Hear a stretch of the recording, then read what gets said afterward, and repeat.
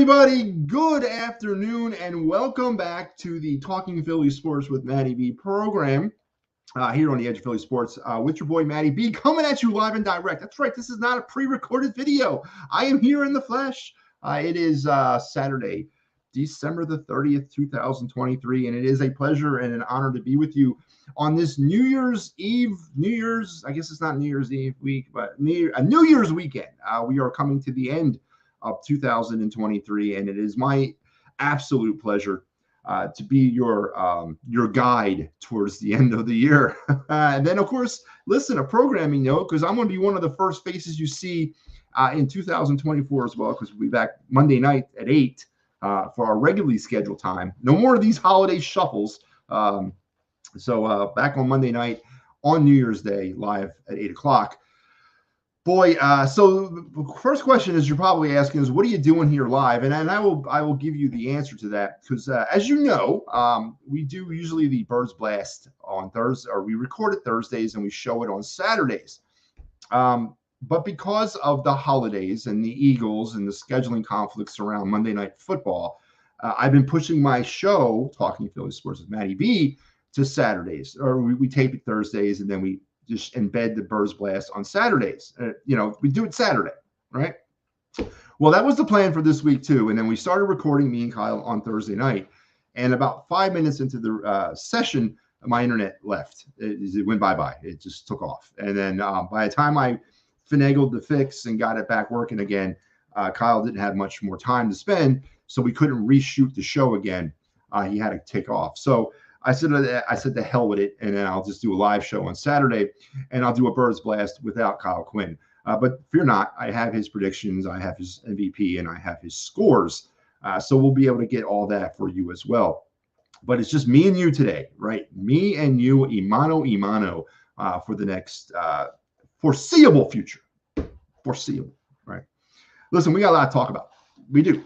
And it's never stops, does it? Never really does.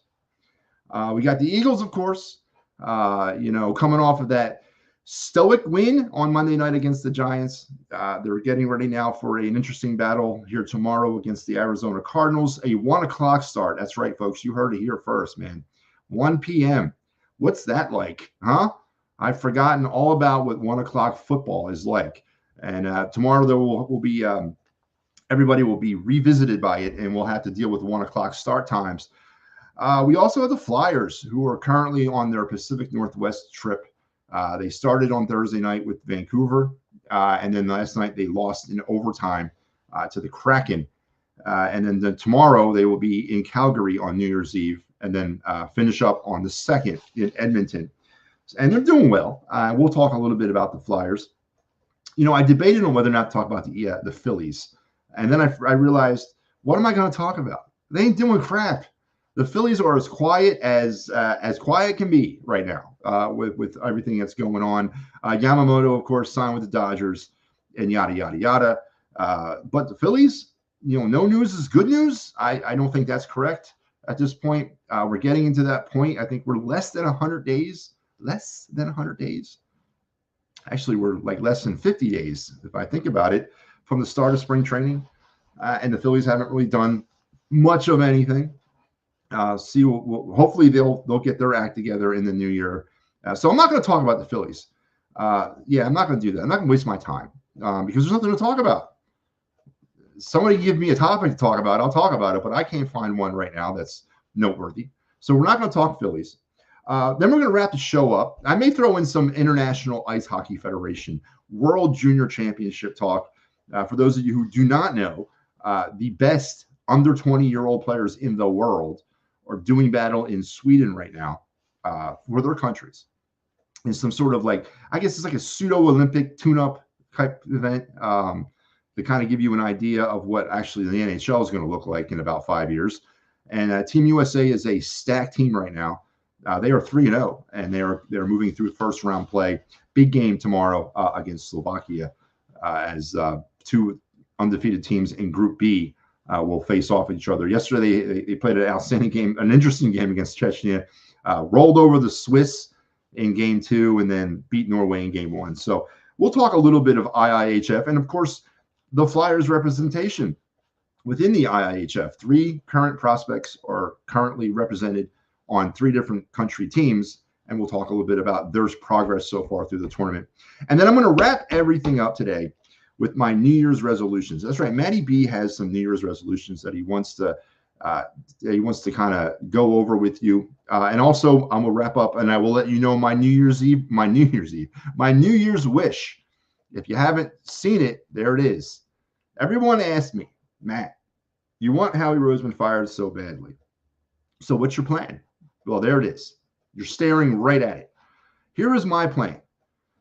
Now, is it a legitimate plan? Is it a plan that makes any sense? Is it a plan that you think might actually come true? No, it's not. But it's a wish, all right? This is what I wish that the Eagles would do for their GM and their head coaching, hopefully vacancies at the end of the year. These are the 2 individuals that I would love more than anything in the world to see headlining the Eagles next year. 100%.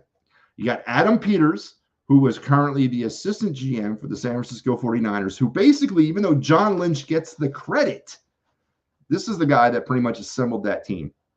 And then, of course, you got Mike Tomlin, the current head coach of the Pittsburgh Steelers, who will be a free agent as of right now. Now, I know Pittsburgh's working on a contract extension, but it's not done yet. And he is a free agent at the end of the year. So if I could have these 2 individuals as my GM and my head coach in 2024, all would be right in the world. And I think we would actually get our wish of a dynasty here in Philadelphia, because these are actual football people. These are actual people who know what they're doing when it comes to leading men. And these are people who know what they're doing when it comes to assembling a football team. So that is my New Year's wish. Now, I'm not going to, that's separate from my New Year's resolution, which I will unveil to everybody at the end of this program. But there you have it. My New Year's Eve, or my New Year's wish, is to have those 2 people as my GM and my head coach. And it's funny because I put that up on the EOP Facebook page earlier in the week, and I got a lot of backlash from so-called Eagle fans. Yeah, I say so-called because if there's an Eagle fan out there, and you know, this is what I don't get, and maybe it's me as my character. But when Howie went into the tanker back in like 2019, and 2019, 2020, hell, 2018, 94%, and you like that number, 94% of Eagle fans wanted Howie gone. You wanted him gone. Yeah, you wanted him gone. Then he does a couple, we don't even know really the drafts yet, right? We don't know. We want to say that they were good. We want to say that he hit with Jalen Hurts. We want to say that he hit with Jordan Davis. We really want to say he hit with Jalen Carter, Nolan Smith. We want to say all of this, but we really don't know yet. Honestly, we don't. But anyway, Devontae Smith was a hit. All of a sudden, that 94% of getting Howie out of here dwindled down to about 1%, and that was me, right? And when I post stuff up there, I get comments like, "That'll never happen. Mike Tomlin could never work with Howie," or "Howie could never work with Mike Tomlin." Well, duh, no kidding, he couldn't, and I don't want them to work together. That's not what I want. I want both the head coach and GM to be fired, and 2 new people to come in. And then I get somebody said back to me was,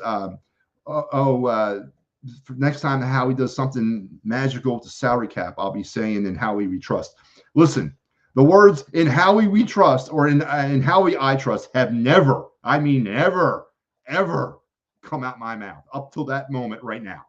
I've never uttered those words, and I never will utter those words.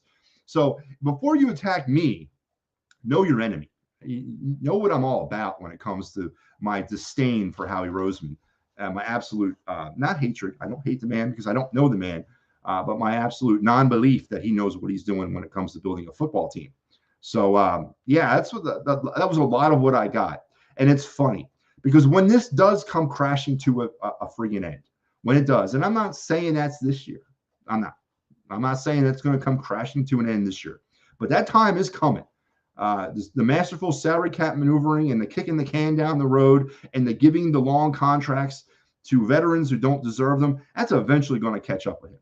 And when it all does come crashing down to an end, I don't want to hear nothing from none of you. Not a word. Not one word. I want you to sit there with your mouth shut, sit on your hands, and take your medicine. So, but anyway, that's my New Year's wish, and I'm proud of it. Absolutely proud of it. So, so okay, this is coming from Phil, the guy on the Trending in the AM thingy thing he does on that cute little show he does. It's 2003 anti-Howie slander can't happen. So Phil, let me inform you on a couple things. And by the way, go check out the Trending on the AM. It's if you're up that early, it's on at like 4 o'clock in the morning. So I don't know if anybody's actually going to check it out, but I have, and I participated a few times. As you as many other sports media types here in this town, everybody has a tendency to kind of go things with the green sunglasses on, and I just can't have that, man. I need objectivity. I need realism. I need reality. Howie Roseman is an incompetent buffoon. An incompetent buffoon. Buffoons, comma, incompetent. However you want me to relay that message to you. He is an incompetent buffoon. Have I mentioned he's an incompetent buffoon? All right. And the fact that we are so blindly trying to kind of convince ourselves this guy knows what the hell he's doing really is a slap in the face to real Eagle fans everywhere. Because I hear this. This is what I hear all the time. Well, Howie did great with this. He drafted this guy, he drafted that guy. But yeah, he gave that contract to Slay. Oh, and Nakobe Dean didn't work out. And this is Howie's response. I mean, I hear so much double-sided talking. It's not even funny. It's not. Either he's good or he's not. And he's not. He's not good. So, but make sure you check out that cute little show Trending in the AM over there on the what is it? Homer Sports Network. Oh, sorry, Phillies Sports Network. And make sure you check in and give Phil a like and a subscribe. He's a good dude, even though he's very much misled, but he's a good dude. All right, got me off of my rant. So what we're going to start with today, and of course we're going to segue. We usually do this day in Philadelphia sports history, right? We're not doing that right now. Again, the show is kind of like thrown off a little bit, but we're going to start with with our Birds Blast segment, right? Again, this is without Kyle today. I miss Kyle, but I already mentioned what happened. We kind of got thrown off by some technical issues, so Kyle was unable. We were unable to finish the segment, so we're doing Birds Blast without Kyle Quinn. So it's just me and you doing Birds Blast. Now, Eagles Giants. Let's kind of go back over this very, very quickly because it's a game that encapsulates the season for me. It really is. It was the same thing that I've been watching for this football team over the last 16 weeks, kind of manifests itself on the field. They got off to a hot start. They cooled off significantly, and then they held on for their dear life and won the game at the end. Where have you heard that before all season long? Where have you heard those words uttered? It was just really pretty much the same thing. Defensively, there were some things to be happy about. They played better. They didn't necessarily shoot themselves in the foot, but was it great? No. Me and Kyle, actually, it's a shame that we don't have this episode because in the 10 minutes that we did have together, there was some back and forth going on. Kyle mentioned that it was a good step forward for this team, the Giant game. It was positive. It was a foundationally built step, against the Giants to kind of bring themselves out of this funk. And then I'm thinking about that statement, and I'm like, it's week 16, and we're talking about a good step forward. Isn't that type of good step forward talk reserved for like week 1 through 5? Isn't that what we usually kind of reserve that for? We're talking week 16, and we should be talking about a team that is rounding into form, that is catching fire, that is starting to separate. Not, oh, that was a good step forward against the New York stinking Giants. So I'm having a hard time getting all excited about the win over the Giants. I think, it's a lot better than a loss because a loss would have sent everybody into panic mode. But was it much better than a loss at this point? Does anybody feel more comfortable? Does anybody feel more confident? Does anybody feel better about what the Eagles are going to do going forward in this season against the Arizona Cardinals here on, I keep on thinking today's Sunday, on Saturday or tomorrow, 1 o'clock? As anybody? I'm waiting. I'll call on the first person I see, because I don't. I do not feel any comfortable or any more confident. There was more stuff going on the sidelines. You got A.J. Brown doing some things in the locker room again this week. This team is not right. And a 8-point win against the Giants is not doing much to get me back on that train. Offensively, they at times were operating the way we really kind of been waiting to see them operate. There were stretches in this game. They were very 2022 reminiscent. But then again, there were long stretches in this game, like in the third quarter, where they were very 2023 reminiscent, where they couldn't do anything right. Absolutely nothing right. There was mental mistakes across the football field. What is the Zacchaeus Boston Scott kickoff thing going? What the hell was that? How does that happen at the NFL level? How do you run into your guy at the NFL level? How does that happen? Somebody tell me. Is it coaching? Yeah, probably. Is it skill level? Yeah, probably. Is it a mental, breakdown? Yeah, probably. You got Jalen Hurts at the end of the first half. Had an opportunity to step out of bounds, preserve some time. They had no timeouts left. But he decides he's going to take on 5 defenders and try to push his way in from the 6-yard line into the end zone. And it didn't work. Thankfully, Eagles were bailed out by a giant penalty. It can't happen, man. That's your franchise quarterback. He should know better, more than anybody. Then you got Kenny Gainwell calling a fair catch on a kickoff at the 10-yard line. What is that? I mean, there was no defenders bearing down on him. He could have made a play. Was that coaching? Was that coaching telling their special teams unit, do not try to do anything? I don't want you moving the football. I don't trust anybody. I mean, what was that? I mean, it's just, those things are still happening. Those are the plays that can't happen to a Super Bowl contender. Those are the plays that Super Bowl contenders don't have happen. Pure and simple. I mean, it don't get any bare boner than that. And the Eagles are still doing them. And they're still doing them at a epic clip. So, do I feel better? Did Jalen play better? Maybe. They turned the ball over 2 more times.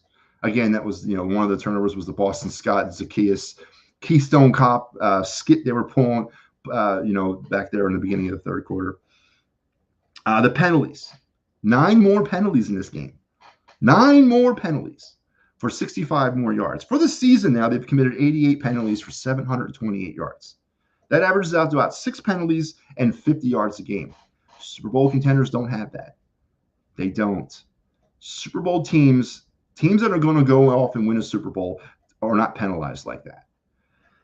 The turnovers. 2 more, 23 now for the season. They're averaging about 2 a game. Are you telling me you're going to win a Super Bowl averaging 2 turnovers a game?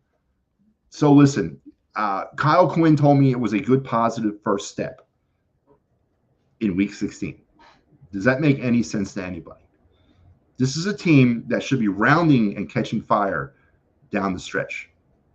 And they're not. They're having good first steps in week 16. And I'm the crackpot who wants to Howie Roseman and Nick Sirianni fired.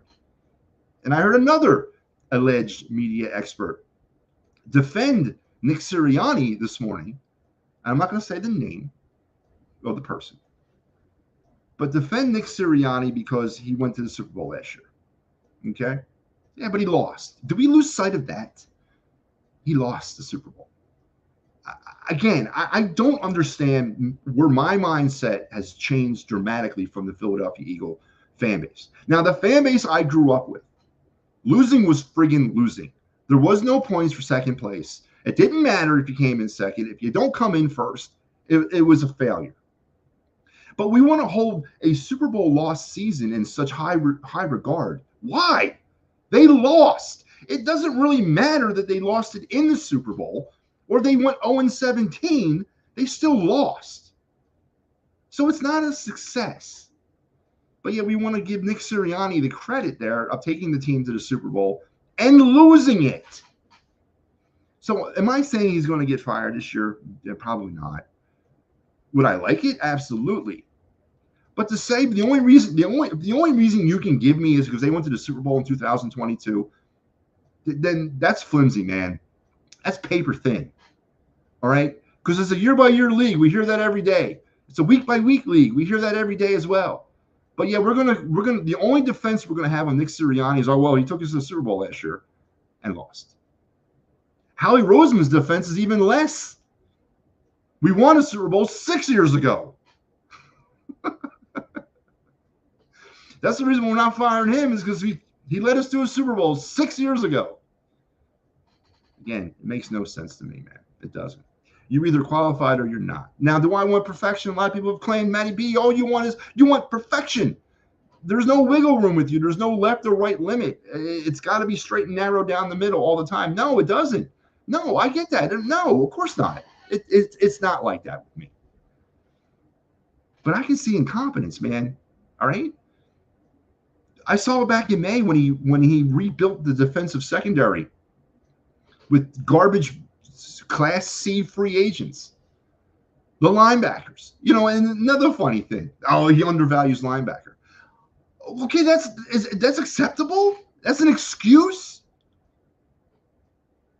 If he undervalues a position that's obviously now costing this team on the field, why is he still here? If he's never going to change and bring in legitimate linebackers, bring in legitimate safeties, then why the hell is he still here? Why do we accept that? Because he won a Super Bowl 6 years ago? Doug Peterson had 3 years of credit for winning a Super Bowl. Actually, yeah, 3 years, 18, 19, and 20. After 2020, his credit came due, and he had to go. When does Howie Roseman's credit line end? And what makes him so goddamn untouchable? That's all I'm saying, man. All I'm saying. And now we got a guy hanging out there in San Francisco, Adam Peters, a young up-and-coming guy who has built a legitimate contender and a legitimate winner in the 49ers. John, Lynch will take credit, but it was the assistant GM in this case. Lynch got a promotion, right? He's going to be he's the team president.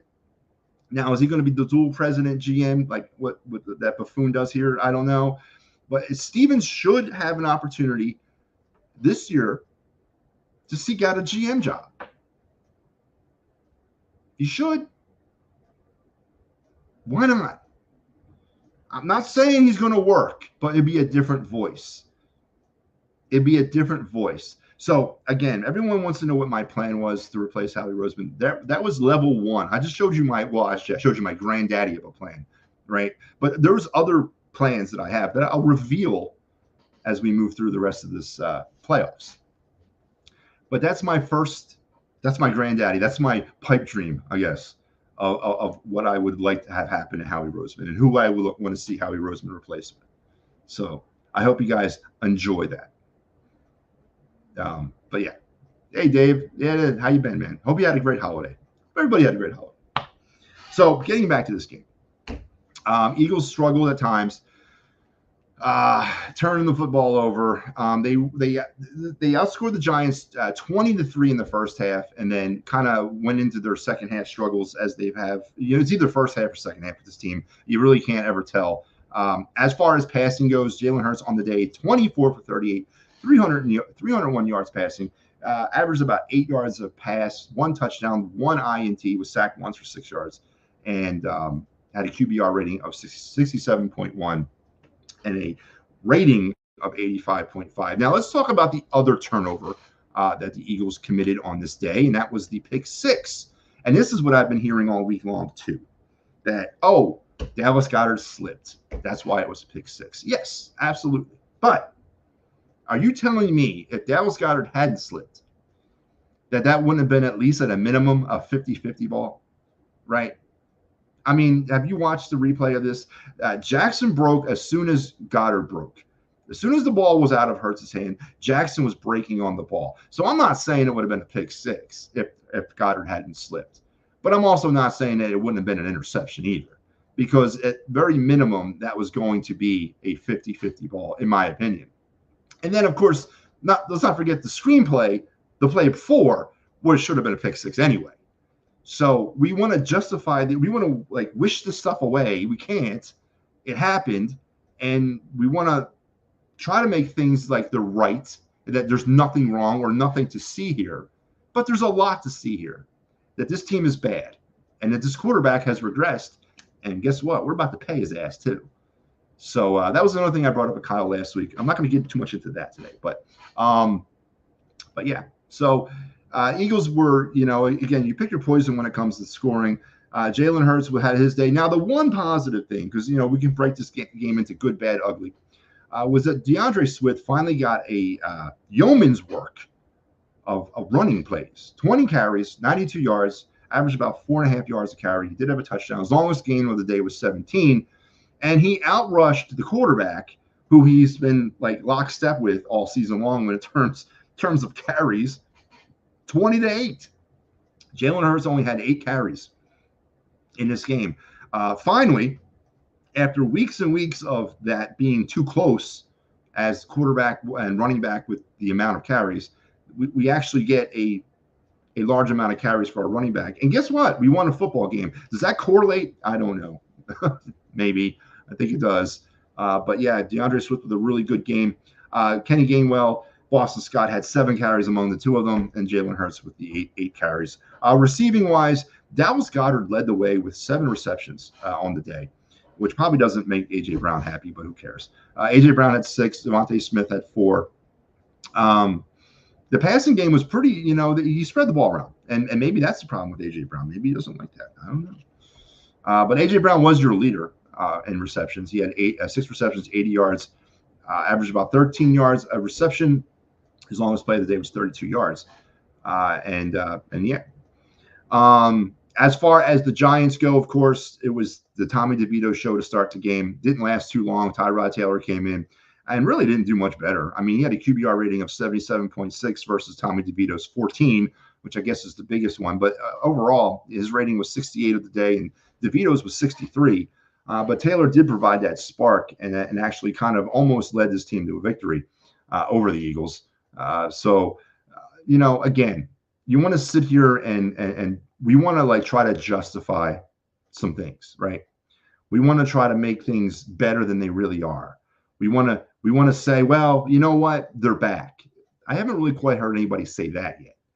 But to sit here and try to like dissect this game and make it more presentable than it really was when you barely beat the Giants and you had moments of the game where you were just god awful, like you've been all season long, makes me wonder about this fan base even more. I mean, short of a 40-0 trouncing, there was going to be nothing that you could probably take positive out of this game. Because yes, this game was a style point game. Matter of fact, or I should say style win. Matter of fact, every single game we have left, to include the playoffs, well, maybe not the playoffs, but every single game we have left are style wins. They're absolutely most definitely are style win games. Because if we go down the stretch of the season, Giants, Cardinals, Giants, and we play like we played against the Giants, and we barely beat the Cardinals, and then we go when we barely beat the Giants, what is that? I mean, who's going to feel good heading into the wild card weekend, which is more than likely where the Eagles are headed, as anything other than the first seed? I mean, how good are you going to feel about that? And how good are they really going to be? So, they won. Woohoo. Great. And now they got the Cardinals bearing down on them on tomorrow. The John Gannon revenge game. Revenge against what? People blame him for the Super Bowl loss. I don't know. He had nothing to do with Quez Watkins. And allegedly he had nothing to do with the turf, the other issue that the team had. Yeah, whatever. You can blame John Gannon all you want, but this defense is playing just about as poorly this year as they played in that game last year. So, I don't know. But yeah, so we got the Cardinals coming up on Sunday. Let's set aside the Giants game. Let's talk some. Oh, actually, let me roll some through some stats with you because we do that here.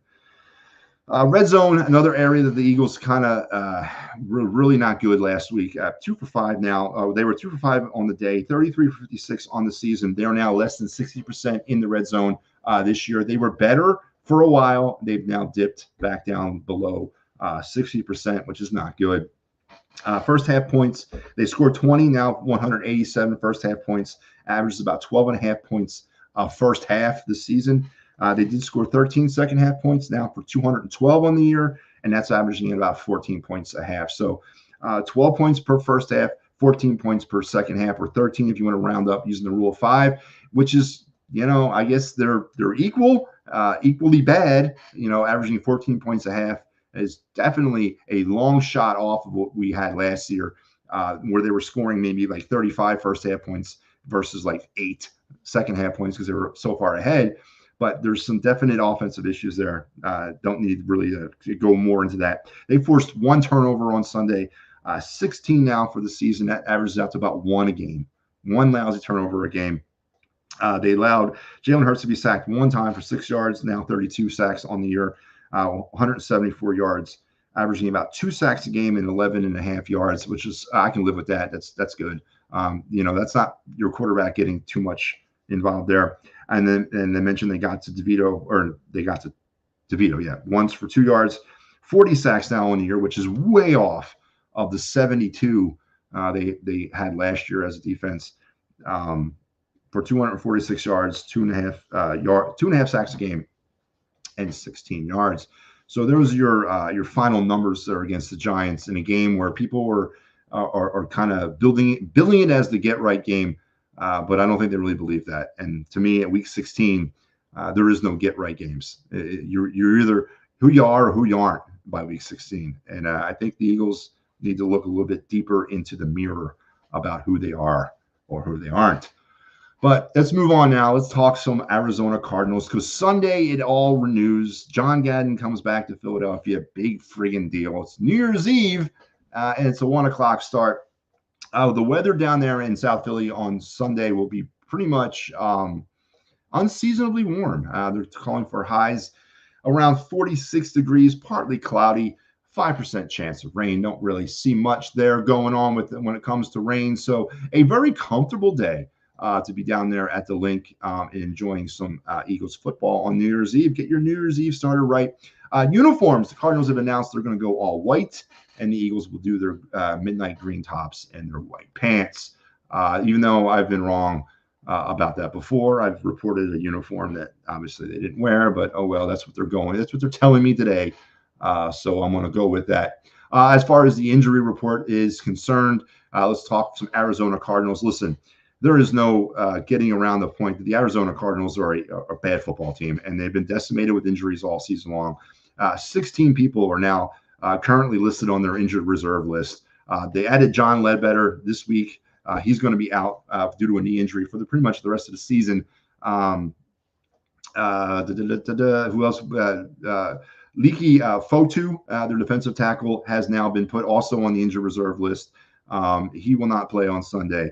Marquise Brown, their wide receiver, he's now been put on the injured reserve. He's IR'd, and he's out for the rest of the season dealing with a heel injury. And then just to go along with the other players that are just been lost. I mean, 16 players on the IR for John Gannon and his group. Kyler Murray is questionable, dealing with an illness. Owen Papo, their linebacker, is questionable. No comments there about why. And then Garrett Williams, their cornerback, is also questionable.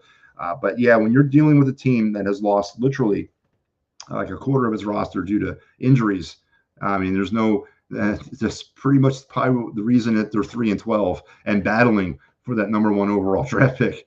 As for the Eagles are concerned, their injury report: Avonte Maddox is not. Well, he's got no injury designation ahead of Sunday's game. So is he going to be back? I don't know. Is he a game time decision? I don't know. But he was trending the right way. Then he said he's not quite there yet. So I'm not really sure. Zach Cunningham still listed as questionable. Darius Slay will be out again against the Cardinals this Sunday. Again, great timing there, Slay, getting knee surgery down the stretch of the season. But other than that, that's pretty much the Eagles. They've been relatively healthy all season. Let's not Let's not call that what other than what it is, because they've been a relatively healthy team. So that's your injury issues. As far as what I think is going to happen down there on Sunday, very basic. They're going to come out and they're going to play the same the way they played all season long. I mean, do they come out and then they punch the Cardinals in the mouth? No, I don't think they do. I think they try, and maybe they do. I don't know what's going to happen on Sunday. That's what I'm trying to say. Is I don't know. I don't know if they're going to come out and get blown out 30-0. They're going to blow them out 60-0. Is it going to be another back and forth type of game? More than likely, it's going to be another one of those back and forth types of games. I'm not really sure what's going to happen. They need to win. A lot at stake in this game. A lot could be at stake in this game, depending on what happens tonight between the Cowboys and the Lions. If the Cowboys lose, the Eagles are in line to clinch the division tomorrow. So, I mean, will that change how they go about this game? I don't know. Do we need a big win? Yeah. Do we need a really statement win? Yeah. And not because John Gannon's here. It has nothing to do with him. It has everything to do with trying to pull this team out of the funk that it's in, or just kind of solidifying what kind of team this is, either way. But I don't really know what's going to happen. It's probably going to be back and forth. It's probably going to be mired with Eagles' mental mistakes at times, mired by offensive blunders at other times, and then excelling with offensive spectacular plays at times and defensive gems at times. It's probably going to be that type of inconsistent ride that we've been on all year. What tells you it's going to be anything different than that? It's been that way for literally 16 weeks. So more of that to come against the Cardinals? Yeah, pretty much. Does Kyler Murray scare me? No, but you know what? Does he scare the Eagles linebackers? He should. Because Eagles are, he gets out in space. I don't know what the Eagles are going to do there. Murray has nobody to throw the ball to. They're down everybody. And, this game isn't easy. If you look at it on paper, it's an Eagle win. But we know not to do that anymore. We know we can't look at this team on paper like that. So your bet is as good as mine of what's going to happen tomorrow. I really do not know. But if the Eagles are to find a way to victory, my 3 keys to Eagle victory are pretty simple. Number 3 is as I mentioned, the red zone is down now below 60%. And it was trending in the right direction there for a little while. It needs to get back up there. They need to start taking advantage again of the red zone. They can't go 2 for 5. Not again. If you're going 2 for 5 against the Giants in the red zone, what are you going to do against the Cowboys and 49ers in the red zone? You got to start putting the ball in the goddamn end zone. It was inconsistent in the beginning of the season. It kind of trended in the right way for about 4 or 5 weeks, and now it's dipping again. They got to figure out their red zone issues. They got to score the football when they're in the red zone. And then stop with the mental mistakes. It's my number 2. They got to stop with the penalties. They got to stop with the damn turnovers. They just got to play mentally sound football. Now, that's not too much to ask. No, it's not. I mean, the ball bounces the way the ball bounces. But to go out there with the right mental frame of mind and how to play this game, that is not too much to ask. That's coaching, right? That's coaching. Things that the Eagles are doing are signifying me bad coaching. They got to stop with those mental mistakes. And if they do, it's going to be amazing what they can accomplish. And then my number 1 key to victory is the same as my number 1 key to victory last week. Last week it's the Giants, for God's sakes. This week it's the Cardinals, for God's sakes. What are we doing here? Why? Why do we even have to do this? It's the Cardinals. They are 3-12. They are in a desperate race against the Chicago Bears for that number 1 overall draft pick. They don't want to win. Let's not give them to them. So yeah, that's my number 1 key to Eagle victory. It's the freaking Cardinals, and we need to go handle our business as we should be able to handle our business. It's the Cardinals, Dave. I ain't listening to that. All right, it's the Cardinals. All right. As far as my prediction of scores, now let's flip over here, because for those of you who are playing at home, which I know most of you are, me and Kyle both had the Giants last week, and we both won. I'm sorry, we had the Eagles last week, and we both won. I am now 9-6 for the season, and Kyle's 10-5. As far as our predictions and scores and our MVPs for this weekend, let's just go back and recap. I had Devontae Smith as my MVP for the Giant game, and he had Jalen Hurts as the MVP for the Giant game. Neither one of those, I think, is a. You could maybe make a case that Jalen Hurts was the game MVP last week. I don't know. I kind of went back and forth with this, and I wasn't really sure who to give it to. but I'm going to go ahead and give it with DeAndre Swift. I really do. I think he was your difference maker last week for the against the Giants. He was, he kept the ball out of the Giants offense, and we saw him do what we've been wanting to see him do all season long. He's got 1,000 yards rushing, and it could be a lot more. It could have been a hell of a lot more. So I'm going to give it to DeAndre Swift. But as far as this week, Kyle, he's taking the Eagles 30-20, and Jalen Hurts is his MVP, of course. He's been picking Jalen Hurts every week. And I got the Eagles winning this game too, 28-17. And I'm going to go with Jake Elliott as my MVP. That's right. I'm going kicker here. So there's your predictions and your scores and your MVPs of the game to go along with everything else that I just droned on about. But we're not going to do a question of the week segment because Kyle's not here and I have no one to ask that question to. So that will pretty much wrap up the Birds Blast here on the Talking Philly Sports with Matty B program. Today, the Birds Blast was brought to you in part by Sherry's Ticket Town for the lowest prices in tickets and no hidden fees. Try Sherry's Ticket Town at www.sherrystickets.com and enter the promo code EOP10 to save an additional 10%. So there you have the Birds Blast. Now let's transition to a good news story, right? Shall we? Let's transition to the Philadelphia Flyers because that has been definitely the best story all over, in my opinion, this city in the fall. It really has been. Mike says 31-16 Cardinals. Yeah, I can see that happening. I can also see them losing 31-16. That's the pathetic part about it. Flyers. Flyers are currently in the Pacific Northwest. They were in Seattle last night. They were in Vancouver the night before that. They're on their way to Calgary at some point today or tomorrow. And then they'll go off to Edmonton before returning home. Currently 19-11-5 on the season. They lost last night in a shootout in a valiant effort, but just really couldn't get the offense going. There was a myriad of reasons why I think the Flyers might have lost that game. Number one is apparently the flu is running its way through the Flyers right now. Sam Ersson has allegedly got a touch of it. Travis Konecny lead the game the other night because of it. Carter Hart, of course, dealing with sickness all season, but the flu is kind of running its way through the Flyers right now, as well as going back to back, and it takes its toll on the team. They really couldn't muster the offense last night against Seattle, but then again, at times, boy, they look electrifying, and even a team that's kind of feeling the effects of potentially a virus running through their team. And then the back-to-back, the way they played last night. Last year, they lose that game 8-0 because they have nothing. But last night, they still gave it their best, and it wasn't good enough. But 2-1, they got the point, and now they continue their movement through the Pacific Northwest and Western Canada as they will head to Calgary here on Sunday. And I will actually be on the call tomorrow night for the Clear the Ice program. So be on the lookout for that somewhere around the 11:30 hour. That's right.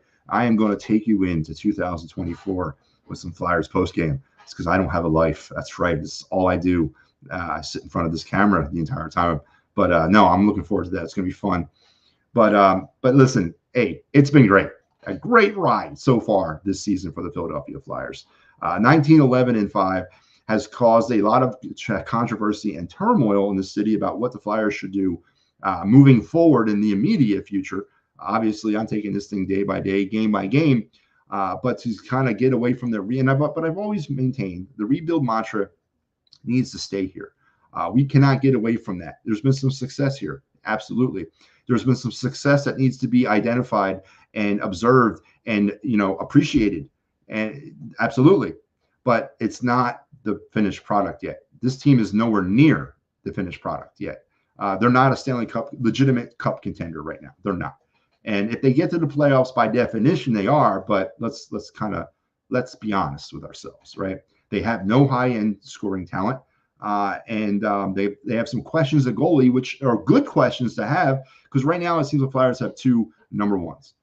So there's still some issues with this team. They are stocked full of role players, quality, good young role players. Now, some of those young role players right now may develop into elite scorers in the years to come. And that's, of course, the tricky part about all this is what do? You move off of somebody now And then, 5 years from now, they're Peter Forsberg. Yeah, I don't know, but I get it. It's tricky, but you cannot lose sight of the rebuild.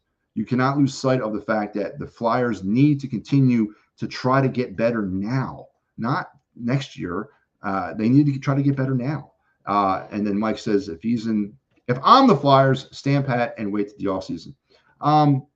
Okay, Pat, Mike, there's something to that. All right. And I'm not downplaying that, but there's also something to trying to capitalize on lightning in the bottle, trying to capitalize on some of the success right now. And I mentioned the Johnny Gaudreau thing because this is one that really sticks in my. This is a no-brainer to me. Columbus is sinking like a stone right now. They're pretty much they're going to be in line for another top 3 draft pick. They're not going anywhere fast. And right now, Johnny Gaudreau is wasting his time in Columbus because he's not going to be with a good hockey team. Now, his offensive production this year and even last year when he was there were nowhere near the one good year he really had. It was the year before that. His contract year, his last year in Calgary. I get all that. But if I can move some players, Carter Hart being one, and maybe one of those first-round draft picks that we have next year, because we have 2 of them, and I can get Johnny Gaudreau, why not?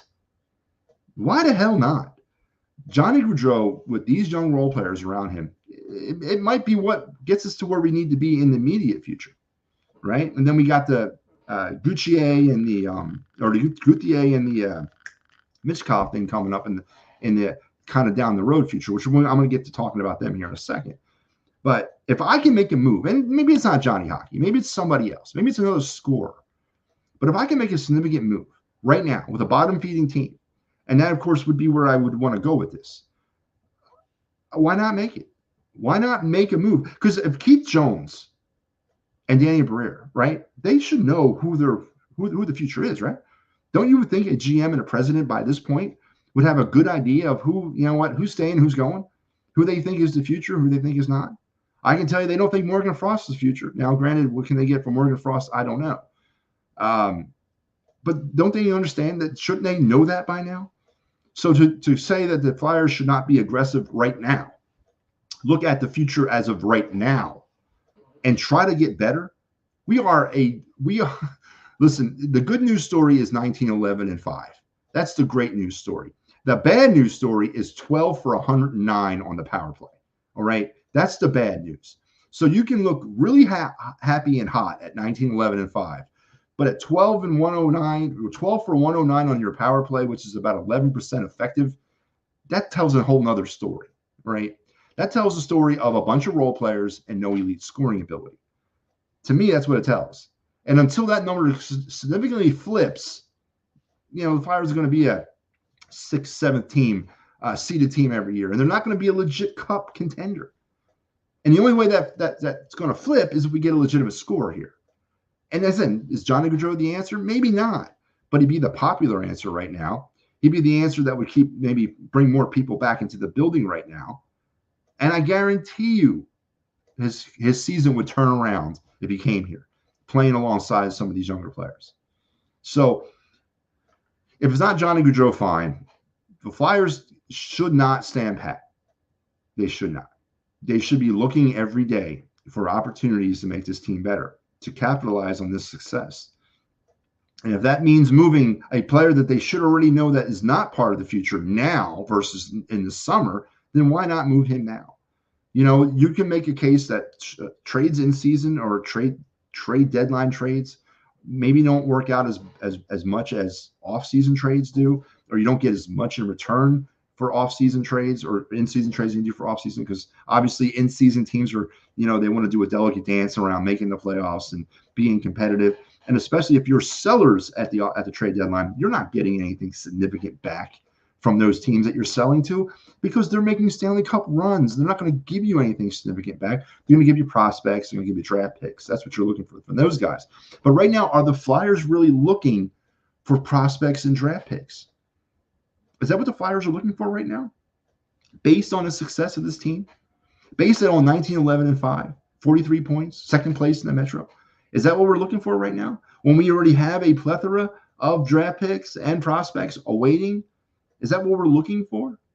Or are we looking for immediate help today? Are we looking for a scorer today? Are we looking for a Johnny Gaudreau type who could score today and help this team out today? Now, does that contradict the rebuild mantra? Yeah, I don't know. Maybe it does a little bit. But why not?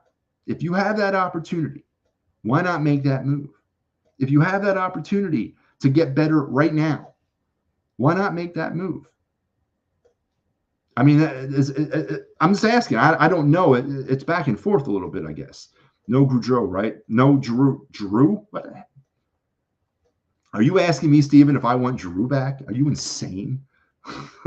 What the hell would I want Giroux back? No, I'm just saying an elite scorer that's on the other on the good side of 30, not the other side. Why not? Why not make that move? I don't know, man. If you want to get the fan base really excited about this team this year, I think they get a lot excited if Johnny Gaudreau is on his way back to Philadelphia or on his way to Philadelphia. I guess back because he's from here, but I'm just saying. But a good news story altogether. And the last thing I want to talk about when it comes to the Flyers is, if you guys don't know, I already mentioned it, I do host the Clear the Ice program here on the EOP network. Me and a few other people do it. As again, you'll see me on Sunday night in Calgary. Well, I won't be in Calgary, but I'll be doing the postgame. The one thing that I've maintained throughout this entire run this season has been the blocked shot stat, right? 661 block shots the Flyers have registered in 2022 or 23-24. 661. On average, it's about 19 a game. So on average, 19 times a game, somebody is putting themselves in the path of a puck. For those of you who've never played hockey and never actually experienced what that's like, I'm telling you, it's not easy. It's not easy to commit yourself to that every night or every day or every game. It's not. There's a whole bunch of thoughts going through your mind just as you're about ready to get in the way of that puck. And a lot of them are like, what am I doing? But the fact that they're committing to that at the tune of 19 times a game, the fact that they're committing to that type of style of play at a tune of 19 times a game tells me everything I need to know whether or not this team is bought in or not, because they bought in, because it's a John Tortorella coaching technique is to block shots. They lack a lot of like difference maker blue liners. They do. They got some young good ones. Cam York definitely working his way into that status. I think maybe in a couple of years we may be looking at him like an Eric Desjardins. Maybe I don't want to put him there yet. Maybe a Kimmo Timonen. Maybe he was the Provorov that we were looking for all this time, right? Maybe because we wanted Provorov to be that Timonen Desjardins hybrid guy. Well, maybe that was Cam York and not Ivan Provorov. But he definitely is working his way into that role, quarterback on the defense, that type of thing. But until that day comes where we get some elite blue liners or some people that can really move with the puck, blocked shots is a technique. Blocked shots is a defensive technique that's coached, and the Flyers have bought into it. Now, coaching it at the professional level, at the NHL level, and then having a player buy into it at the NHL level are two totally different things. But Tortorella's gotten it done with the Flyers. And that tells you everything you need to know whether or not this team is bought in, is the fact that they've blocked 661 shots for about 19 a game. And that's a crazy stat at the NHL level. So that stat alone tells me what's going on with this team. When we played Torts' Rangers, that was always our problem. They were so good at collapsing the shot lane. Now that's us. Absolutely. Absolutely 100%. And it could be, again, it's technique. Now, when you collapse down into the shot lane, as Steven just maintained, or when you just mentioned, you're drawing the offense. The offense is in, and which it's a delicate dance because you're letting the offense kind of set up inside the zone, and you're playing back on defense. Now, again, we don't really necessarily have, I think, the players that we can be more aggressive and challenge more at the blue line. So we kind of we're relegated to have to kind of play that back style of defense. But that's where you have to buy into the shot blocking, because that's what it comes into. That's what it comes down to. And the Flyers have bought in. TK took a few last night where he got hurt. It seemed like he really, let me tell you, man, when that finds a spot in your shins or your knee or your hip where there's no pad, woo, yeah. And especially, I've never been hit at the NHL level by an 89, 90 mile an hour slap shot. I've been hit at the lower levels and it hurt. I cannot imagine what that feels like coming off the stick of somebody who's firing at 85 miles an hour. But that they're bought into that, and it's an amazing thing to see. And until they do that, now, is it a viable tactic? It is, but it makes us vulnerable as we bank players. Yeah, and that's the other side of this. One, if we don't block the shot, or two, if we overcommit to that, we could be left kind of hanging, right? But right now, it is working, right? It is working. How much longer it works, I don't know. Maybe the rest of the season, maybe until we get some high-end talent here. I don't know. But right now, all is well in Flyer land as they are 19-11-5 and moving towards hopefully a 5 or 6 point West Coast trip here, or the Western Canada trip here, right? Come back home next week, get about 5 or 6 points on this trip. That'll be outstanding. No more trips like this, right? This is the last one of the year. We've already done our West Coast one. We did our Colorado Rocky Mountain one, and now we've done the Pacific Northwest one. So that's it. It's over after this. So no more West Coast trips anymore, which is good, as the Flyers will get ready to probably play a much more Eastern Conference heavy schedule on the way in the back end of the season as we get into the meat and the bones of this hockey season, and all the good hockey is yet to come. And here is one thing that's definitely coming up our way that you need to be paying attention to, and that is the Stadium Series against the Devils at MetLife Stadium on February 17th, 2024. It's a trip that Matty B himself, that's right, you heard it, Matty B himself might be on. So if you want to actually meet me and actually find out if I'm a real person or not some sort of fabrication of people's imagination, get on this trip. Contact Philly Sports Trips and tell them that you're interested in the Stadium Tour or Stadium Series tour to MetLife against the Devils, or any of the other great things that Philly Sports Trips has to offer, like the Philadelphia Philly spring training trips, and then of course that trip out to London. They got a 6-year thing coming up in March out to LA. So head over to Philly Sports Trips today and find out everything they have to offer. So we're getting kind of late into this show, and we're going to wrap it up here with my final segment of the night. I was going to go over my NFL picks with you for week 16, or week 17, but I'm not going to do that. I'm going to hold off until next week as we're getting kind of down to the wire here. I'm going to hold off on my picks till then, and I'll let you in on how I've been doing all season long. I haven't gone over them in a few weeks, but I'm just going to hold off to the end now because that's kind of how I want to do that. But so I'm not going to do that today. Steven says, amazing. We have survived 2 West Coast trips at this point. Even I had them faltering here, and it hasn't happened. It hasn't happened yet. We still got 2 games left to go, Steven. Let's keep things level-headed here. We still have 2 more games against Calgary's struggling a little bit. Edmonton has turned it on a little bit too, but they're 2 very winnable games, and obviously let's hope for the best. But let's finish up here with Matty B's New Year's resolution. Listen, all jokes aside, man, I want to thank everybody for this past year. It's been a blast. I've enjoyed this. I enjoy coming on here and doing this. I enjoy working with EOP. I enjoy all the guys over at EOP immensely. So please, thank you for the success of 2023, and please stay tuned for the bigger and better things coming in 2024. Everything that we offer here on the program, your daily shows, your post-game stuff that we do, the Get Process Sixers one, the Clear the Ice, and then the Fighting's Final for the Phillies.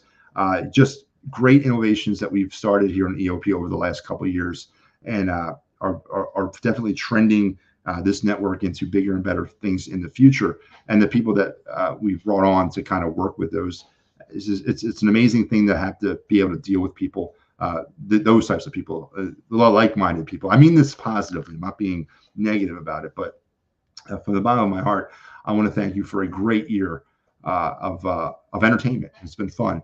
And then also my New Year's resolution now is this. And this is really, and I'm not lying, this is from the bottom of my heart.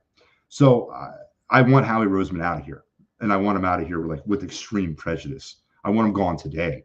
I want to be gone. I want him gone today, and I want to be compensated for all the back pay of missed time that I've had to deal with this. And I want him to take his head coach with him, right? Oh no, of course not. I want him to take his head coach with him. I want Howie gone and his little dog too. You know what I mean? I want both of them out of here. I do.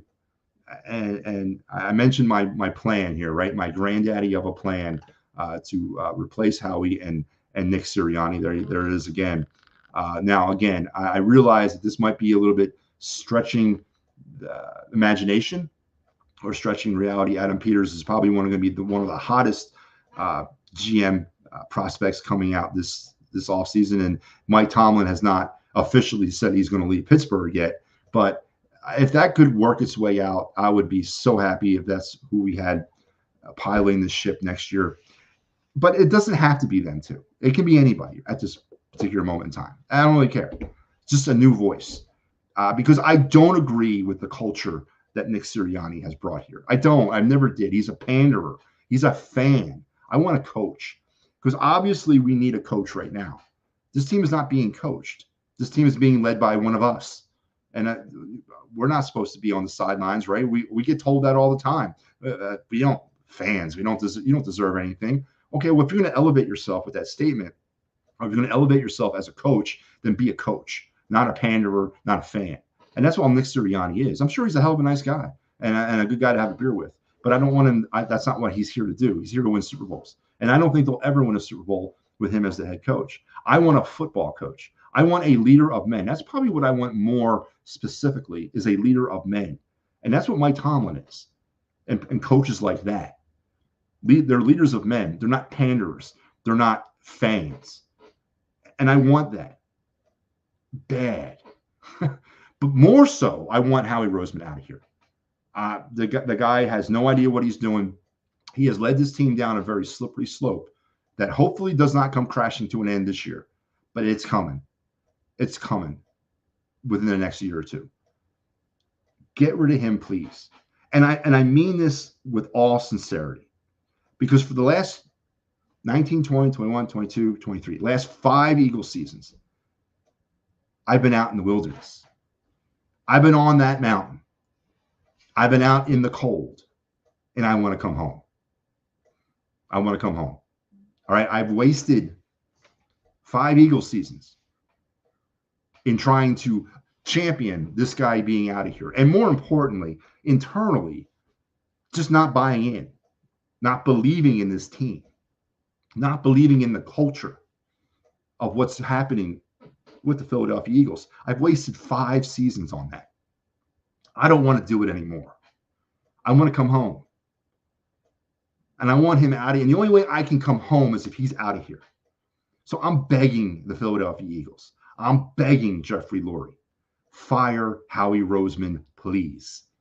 Matty B wants to come home. He's cold.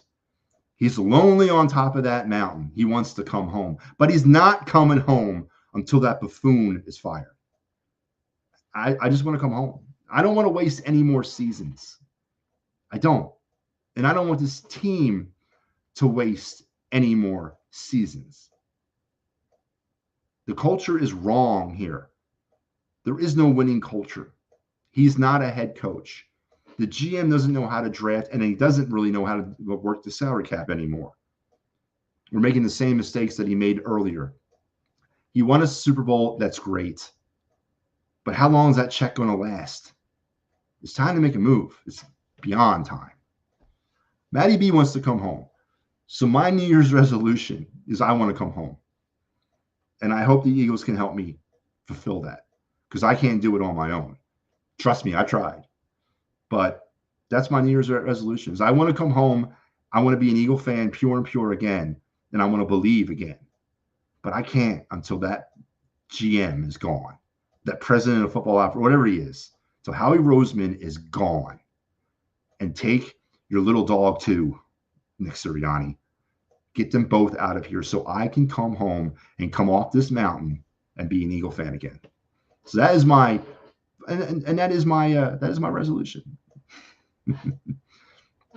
I'm tired of Nick Sirianni being a tool on the sideline. We don't need a head coach making first down signs. That's right. That's what we do as fans, right? So anyway, that's going to wrap me up today. I want to thank everyone. Oh, the problem is Jeffrey Lurie is making money and pulling up. Again, I understand that, Stephen. But Jeffrey Lurie, this is my plea was to him directly. Jeffrey Lurie, I know you watch the show. I know you're a huge fan of mine. Make my resolution come true. Fire this GM, fire this president, and fire this head coach so I can come home. That's Matty B's 2024 slogan. I want to come home. So let's make that happen for me. But listen, it's been great. I want to thank everybody for chiming in. It was great being live today. That's right. I was live and direct. So again, scheduling stuff coming up. I will be back probably not tomorrow. I'm probably not doing any of the post-game stuff. I think there's no graphic for this week, but I know they're doing PM and the AM. And I know there's a Clear the Ice tomorrow night, which I'm doing. And then on Monday, I'll be back at 8 p.m. That's right. On January 1st, Monday night, I'll be back at 8 p.m. live for some more Talking Philly Sports with Matty B. So again, from the bottom of my heart, everybody out there, Happy New Year. Have a safe, happy New Year's Eve. Enjoy yourselves. I hope everything that you wanted to accomplish in 2023, you were able to. And that what you weren't able to accomplish in 2023, make that your priority heading into 2024. Happy New Year to everybody. Everybody, God bless. Take care. Enjoy some great Eagles football and some great Flyers hockey. And Dallas sucks. Hopefully they lose tonight to the Lions and that we can clinch the division tomorrow. But until we talk again, you guys take care. And what did they say? That's right. That is the news. And I'm out of here.